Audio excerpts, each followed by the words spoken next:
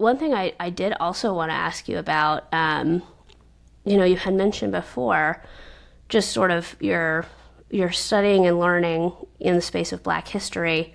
I'd love to know a little bit more also about your podcast, Black History Year. Thank you for asking.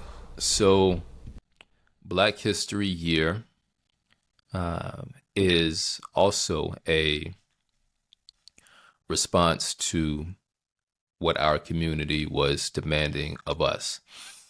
So, our primary product, our core product, has been these about 200 words Black history stories that we send out daily. And listening to our community on an ongoing basis, they were telling us that they want more depth in some of the concepts or the stories that we were putting out there. There's only so much you can do in about 200 words, especially when you're talking about a nuanced history. So we saw that demand, and we saw the rising opportunity just in the media ecosystem, podcasts just growing and growing and growing. And so we decided to invest in podcasting in 2020 and saw that it would be a natural offshoot of what we already do well. This started when I was chief content officer of PushBlack. And so I was leading this effort, this experimentation, along with Tarek, who's our chief product officer. And we were able to come up with a concept that allows us to take those short stories and find subject matter experts that are either scholars, activists, artists, organizers, you name it, someone who can give a certain type of context and add to the story in meaningful ways and just have a conversation about it. So we start off with the story, our top performing stories, and then we build on that with these conversations.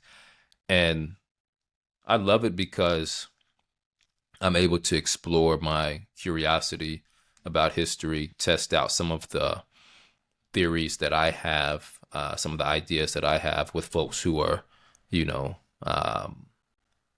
in the space and thinking about these things on a daily basis, and provide that to the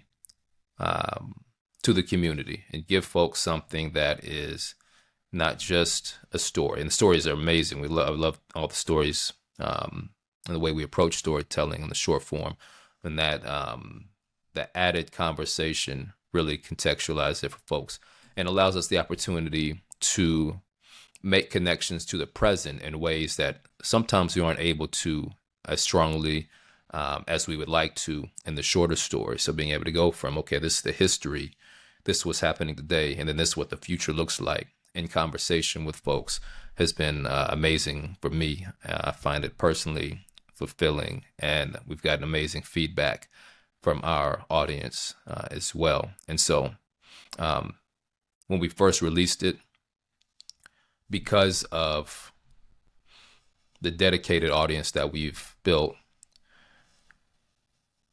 we were able to go from zero, from nothing, to number 6 overall on Apple's podcast charts, and then number 1 on Apple Podcast history charts within 48 hours, because our community was so engaged and excited about that offering that we were putting out. We were able to produce a chart-topping podcast, and to this day, we're still generating tens of thousands of downloads each week that we put it out. That's amazing. Congratulations. That's a huge feat. Now I know what huge of a feat that is, that I'm in the podcast game. So, Yeah. That's awesome. Thank you. That's so cool. So tell me a little bit about what's next. What is next for PushBlack? Where are you setting your sights? Yeah. So